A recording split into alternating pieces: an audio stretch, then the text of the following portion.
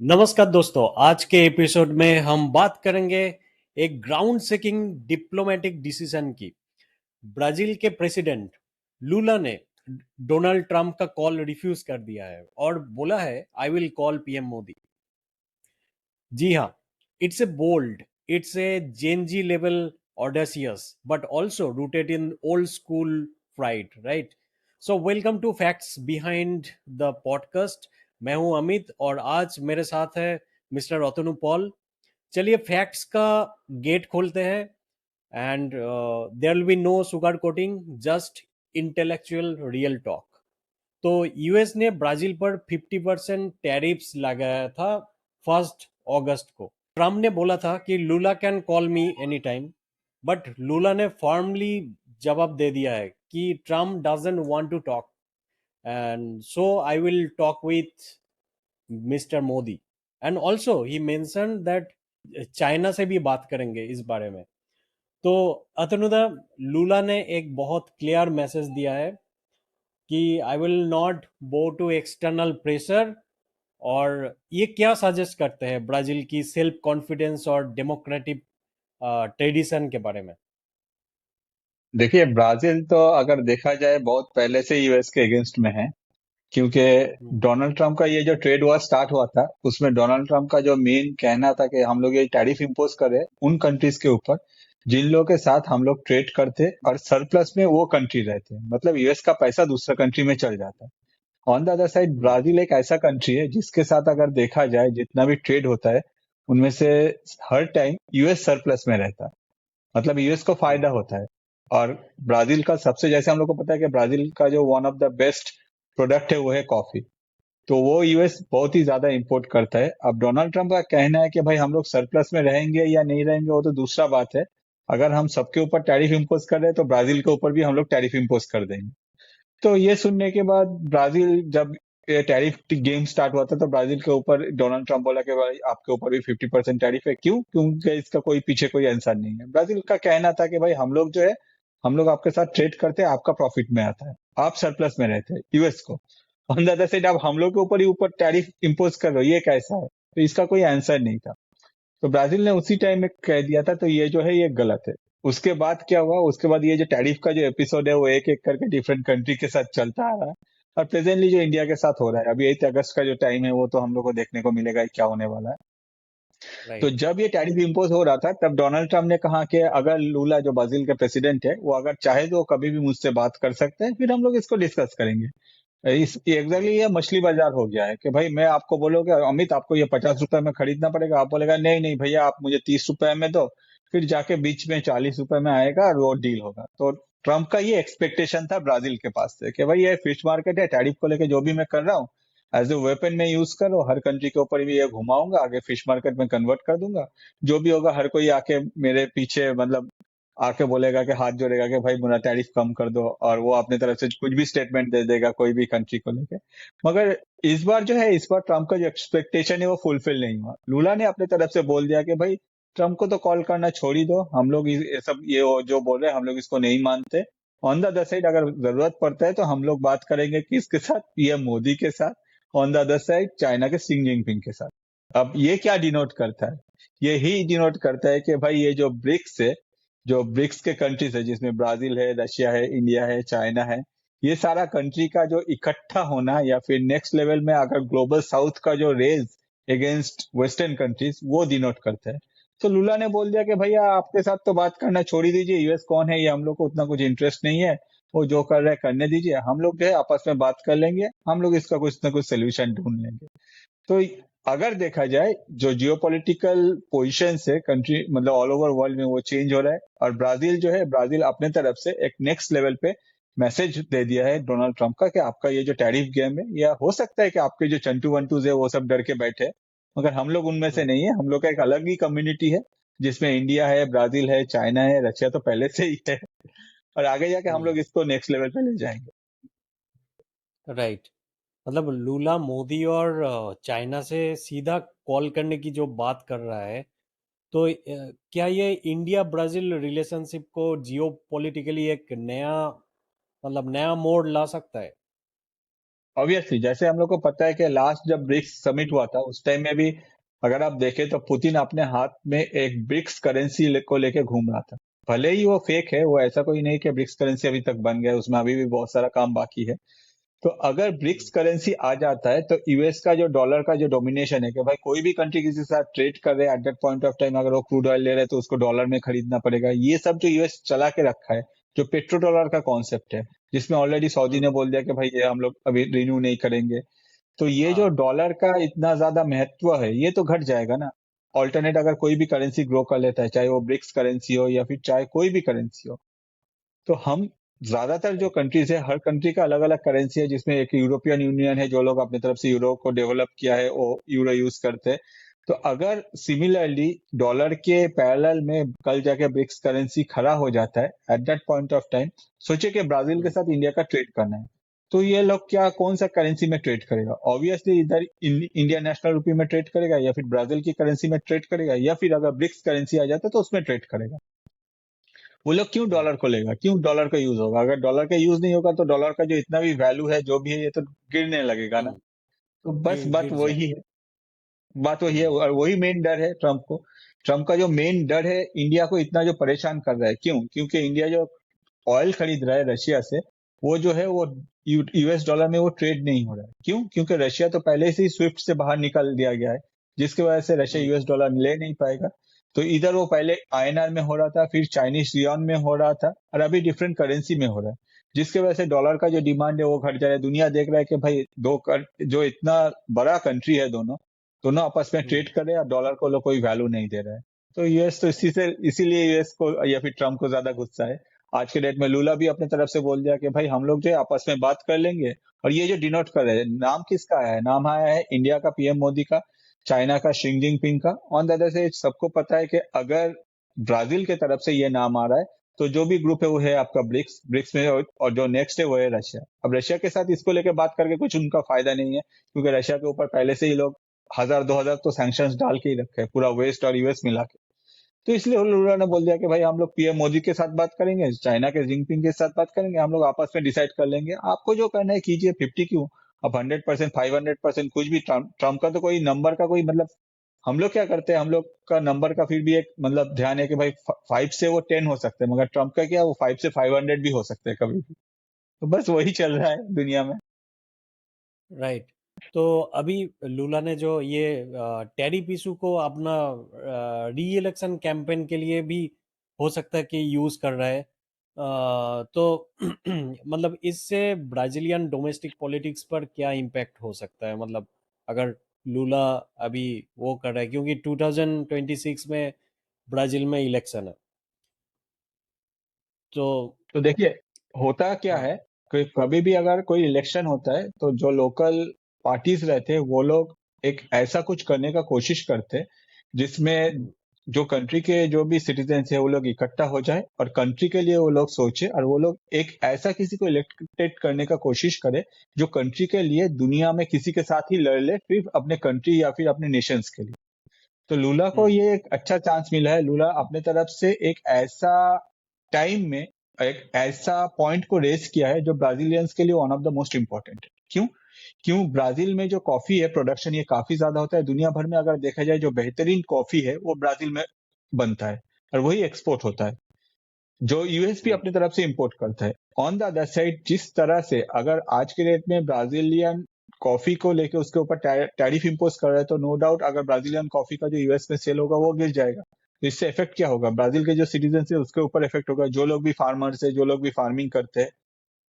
तो अगर हम्म, लुला उन लोगों के बिहाफ में बोल रहे हैं तो इन लोगों का जो पूरा सपोर्ट है, जब भी कंट्री में पूरा ब्राजील में पूरा इलेक्शन होगा तो पूरा सपोर्ट तो लुला के पास आ जाएगा ना।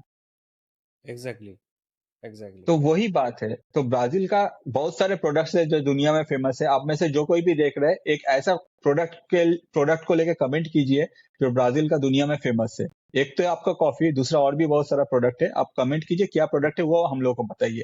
ऑन द अदर साइड मैं आपको ये भी बोलना चाहूंगा कि जो 2026 में इलेक्शन है उस टाइम में अगर ब्राजील देखता है कि भाई हम लोग के साथ यूएस इस तरह से ट्रीट करता है और हम लोग यूएस के अगेंस्ट में खड़ा हो रहे हैं, साथ ही साथ किसका सपोर्ट है? इंडिया का सपोर्ट है, ऑब्वियसली चाइना का सपोर्ट है और रशिया का सपोर्ट है। तो लूला एक ऐसा लीडर, एक ग्लोबल लीडर बन के दुनिया के सामने आएगा। तो ब्राजील का जो भी सिटीजन है वो लोग अपनी तरफ से वोट करेगा कि भाई हम लोग का जो लीडर है वो सिर्फ कंट्री में लीडर नहीं है, उनको दुनिया जानते हैं। क्यों? क्योंकि वो ट्रम्प के अगेंस्ट में जाके अपने कंट्री के लिए स्टैंड लिया है। तो बस वही चाहिए इलेक्शन जीतने के लिए। एग्जैक्टली।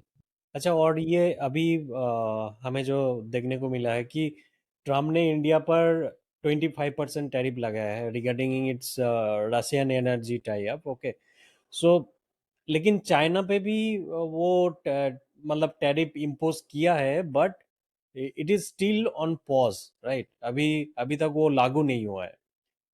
लेकिन चाइना का शेयर बहुत ज़्यादा है, मतलब चाइना से बहुत ज़्यादा एक्सपोर्ट होता है टू यूएस। तो अभी इस एनवायरनमेंट में क्या इंडिया यूएस का जो ट्रेड डील है वो क्या रिवाइव हो पाएगा? मतलब इतना वीकली कुछ ना कुछ एक नया न्यूज़ आ रहा है। और जब ब्राज़ील भी एक्चुअली ब्रिक्स फोकस्ड हो गया है अभी, आपसे मुझे जो ऐसा लग रहा है कि ये सभी एशियन कंट्री, मतलब पूरा साउथ एक्चुअली ब्रिक्स फोकस्ड हो गया है। तो देखिए अमित, बात यही है, जो ग्लोबल साउथ है उनको अभी पता चल गया है कि भाई हम लोग जो है, हम लोग यूएस का हाँ में हाँ नहीं भरेंगे। अगर यूएस कुछ कह रहा है वो अगर ठीक है तो ठीक है, अदरवाइज हम लोग अपने तरफ से स्टैंड लेंगे, हम लोग यूनाइटेड हो जाएंगे। जिसके वजह से ही हम लोग देख रहे हैं कि इंडिया के साथ चाइना का भी डिफरेंट टाइप ऑफ जो मीटिंग्स है वो हो रहा है। इंडिया के अभी जो अजित डोवल साहब है या फिर एक्सटर्नल अफेयर्स मिनिस्टर जो जयशंकर साहब है, वो लोग अभी रशिया जाने वाले हैं। रशिया के साथ इंडिया का नेक्स्ट लेवल पे टाई अप हो रहा है। रशिया का जो क्रूड ऑयल है वो इंडिया और भी ज्यादा इंपोर्ट करेगा, और ये ग्लोबली सबको पता भी चल गया है। वो भी यूएस करेंसी में नहीं, दूसरा कोई करेंसी में। इसके अलावा भी अगर हम लोग देखें, जो ग्लोबल साउथ है ये धीरे धीरे करके अपने आप में एक यूनाइटेड होने का कोशिश कर रहा है। जिसमें अगर हम लोग देखें, one of the most major factor है वो है आपका ब्रिक्स। क्योंकि ब्रिक्स करेंसी का बात जो है ये बहुत सालों से ही चलते आ रहा है, और यही सबसे बड़ा डर है वेस्ट का। तो नो डाउट आज के डेट में अगर देखा जाए, ये जो ग्लोबल साउथ का जिस तरह से ग्रो कर रहा है, आगे जाके इसके खिलाफ जो खड़ा है वो है ट्रम्प। अब इंडिया के साथ जो यूएस का डील हो रहा है, इंडिया को एक चीज पता है कि एशिया में अगर देखा जाए, यूएस क्या सबसे मजबूत अगर कोई अलाई बन सकता है वो है आपका इंडिया। क्यों? क्योंकि इंडिया का जो मार्केट है, इंडिया का जो जीडीपी ग्रोथ रेट है, भले ही ट्रम्प कुछ भी कह दे कि भाई डेड इकोनॉमी कह दे, भाई 6.4% जीडीपी आज के डेट में यूएस सोच भी नहीं सकता अपने कंट्री के लिए। On the other side India का जो भी मार्केट है, अभी यूएस भी पागल है कि भाई इंडिया का जो एग्रीकल्चर सेक्टर है, साथ ही साथ इंडिया का जो डेयरी सेक्टर है, उसमें आप लोग मार्केट ओपन कीजिए, हम लोग आएंगे। क्यों? क्योंकि उन लोग को पता है कि भाई यहाँ पैसा है। अगर पैसा है तभी तो ये सब अपने तरफ से इंटरेस्ट शो कर रहे हैं। गूगल भी देखिए, अगर टेक जाइंट गूगल को देख लीजिए, वो लोग आंध्र प्रदेश में अपना दुनिया एशिया का सबसे बड़ा जो डेटा सेंटर है वो एस्टेब्लिश करने का अभी शुरू हुआ है उन लोग का काम। तो इससे यूएस को भी पता चल गया कि भाई इंडिया के पास मार्केट है, इंडिया में हम लोग जाके गेन कर सकते हैं। On the other side Asia, मतलब एशिया में और कौन है? चाइना के साथ यूएस का कभी भी पटता नहीं, पूरा एकदम 180 डिग्री ऑपोजिट है। इसके अलावा पाकिस्तान के भरोसे क्या रहेगा? ये पाकिस्तान के पास तो खुद ही कुछ नहीं है। अगर कोई कहता है कि भाई बलूचिस्तान में कुछ भी जो रेयर अर्थ मिनरल है उसमें भी चाइना अपने तरफ से पहले से हक जमा के बैठा है। चाइना अपने तरफ से वहां से बहुत सालों से माइनिंग करके उसको ले जा रहा है। इसके अलावा भी अगर देखा जाए, पाकिस्तान का इकोनॉमी पूरा खत्म है। आज के डेट में अगर यूएस फंडिंग ना करे, अगर आईएमएफ लोन ना प्रोवाइड करे, वर्ल्ड बैंक लोन ना दे, तो पाकिस्तान क्या रहेगा? पाकिस्तान तो पूरा खत्म है। वो तो चलता है सिर्फ चाइना या फिर यूएस के पैसा की वजह से। तो ये जो वेस्ट है, वेस्ट का जो सोच है कि भाई हम लोग सुपीरियर है और हम लोग जिंदगी, मतलब जब तक ये दुनिया है तब तक हम लोग क्या करेंगे, हम लोग ग्लोबल साउथ को दबा के रखेंगे। अगर उन लोग को एशिया में अपना प्रेजेंस बरकरार रखना है तो उन लोग को चाहिए हेल्प जो है वो है इंडिया का। दूसरा ऑल्टरनेट में कोई भी ऐसा इकोनॉमी नहीं है, कोई भी ऐसा कंट्री नहीं है, कोई भी ऐसा मार्केट भी नहीं है। अब इंडिया उन लोगों का बात नहीं मान रहा है। इंडिया को लग रहा है कि भाई नेशन फर्स्ट, हम लोग का जो पॉलिसी है उस हिसाब से हम लोग को अगर रशिया से तेल खरीदने से हम लोग को फायदा होता है तो हम लोग खरीदेंगे। मगर यूएस अपने तरफ से जोर जबरदस्ती करके बस कैसे भी करके इसको रोकना चाह रहा है। क्यों? क्योंकि जो ट्रेड हो रहा है वो यूएस डॉलर में नहीं हो रहा है, और वही सबसे ज्यादा डोनाल्ड ट्रम्प को चुभ रहा है। इसके अलावा भी अगर हम लोग देखें, एक और मेजर फैक्टर है वो है यूएस हमेशा चाहता है कि भाई यूएस जो बोलेगा उसमें हाँ, मतलब जी हुजूरी करना है। जहां पना, वो जो था ना, जहां पना, जिल्ले इलाही जहां पना, तो वैसे वर्ड सुनने में डोनाल्ड ट्रम्प शायद इंटरेस्टेड है। और वो वर्ड जो है वो इंडिया अपने तरफ से यूएस के लिए कभी यूज नहीं करता है, जो कि पाकिस्तान करता है। जैसे कि आसिफ मुनीर गए लंच में, बोल दिया कि भाई आपको तो हम लोग नोबेल पीस प्राइज के लिए हम लोग नॉमिनेट करते हैं, मगर इंडिया की तरफ से ऐसा कुछ स्टेटमेंट ही नहीं है। उल्टा है, डोनाल्ड ट्रंप दिन में 10 या फिर 1500 ट्वीट कर लेता है जिसमें इंडिया का नाम आता है, और इंडिया 15 दिन में एक बार बोलता है, उसको लेकर भी वेस्ट गुस्सा हो जाता है। तो ये जो फैक्ट है, इसके वजह से यूएस अपने तरफ से आर्म ट्विस्टिंग ट्राई कर रहा है कि इंडिया को जितना हो सके हम लोग निचोड़ेंगे, मगर इंडिया ने अपने तरफ से क्लियरली बोल दिया कि भाई हम लोग के पास ऑल्टरनेट ऑप्शन है। अगर हम लोग को एक ऑल्टरनेट ऑप्शन है ब्रिक्स, जिसमें चाइना है, रशिया है। इसके अलावा भी अगर आपको तो पता ही है कि 2 दिन पहले ही चाइना के एक वन ऑफ द जो जियोपॉलिटिकल स्पेशलिस्ट है, उनके तरफ से कहा गया है कि जो विक्ट्री डे है उसमें पीएम मोदी को बुलाया जाए। अगर उसमें पीएम मोदी को बुलाया जाता है तो चाइना के साथ इंडिया का प्रॉब्लम रिजॉल्व हो जाएगा। अगर चाइना के साथ इंडिया एक साथ हो जाता है तो दोनों का इकोनॉमी को पता है कि एग्जैक्टली आगे क्या करना है। या फिर रशिया भी अगर एक साथ आ जाता है, ब्रिक्स अगर एक साथ हो जाता है, तो वेस्ट का जो ये प्रेजेंस है, या फिर यूएस डॉलर का जो मेन तो है भाई, डॉलर का वैल्यू, उल्टा हाँ, यूएस इतना डेप्थ में है। यूएस का क्या फंडा है अमित, मैं आपको बताऊं। यूएस का फंडा है कि भाई हम लोग अपने कंट्री को जितना चाहे हम लोग डेप्थ में डालते हैं, डेप्थ सीलिंग हम लोग बढ़ाएंगे। वो जो पैसा है वो हम लोग रिसर्च में इन्वेस्ट करेंगे, साथ ही साथ वो पैसा हम लोग स्कॉलर को दुनिया के कहीं से भी उठा के हम लोग अपने तरफ से उसको सैलरी प्रोवाइड करेंगे। इससे क्या होगा, जो भी हम्म, बेस्ट टेक्नोलॉजी आउटपुट आएगा वो हम लोग यूज कर लेंगे।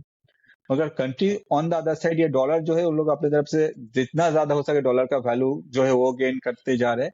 इसके वजह से ही अभी जो सिचुएशन है, इस सिचुएशन में जब उन लोग को लगा कि भाई अगर ब्रिक्स करेंसी आ जाता है, या फिर इंडिया, चाइना, रशिया, ये सब एक साथ हम लोग के अगेंस्ट में खड़ा हो जाता है, तब हम लोग को प्रॉब्लम हो सकता है। हम लोग पहले इंडिया को डराते हैं।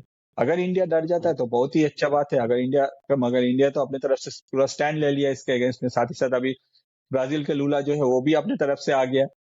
पहले हाँ, जिनपिंग तो चाइना के मतलब यूएस के अगेंस्ट में पहले से ही वो बैठा है। रशिया तो एकदम मतलब पागल करके रख दिया यूक्रेन को लेके। तो हम्म, जिसके वजह से मेनली जो है यूएस पूरा मतलब पागल हो गया कि भाई इन चारों को लेके, या 4-5 जो है, इन लोगों को लेके क्या करे।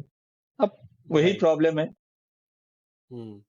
अभी ट्रम्प को तो खुद को ही ये पता नहीं है कि अमेरिका रसिया से क्या क्या परचेस करता है, तो लेकिन उसको पता है कि इंडिया क्या क्या परचेस करता है।